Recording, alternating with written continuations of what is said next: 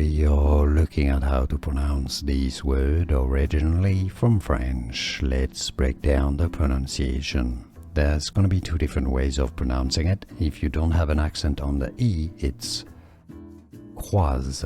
So croise, croise. Now if you have an accent on the E, an acute accent, it's said as croiser or croiser. We are looking at how to pronounce this word originally from French. Let's break down the pronunciation. There's going to be two different ways of pronouncing it. If you don't have an accent on the E, it's croise.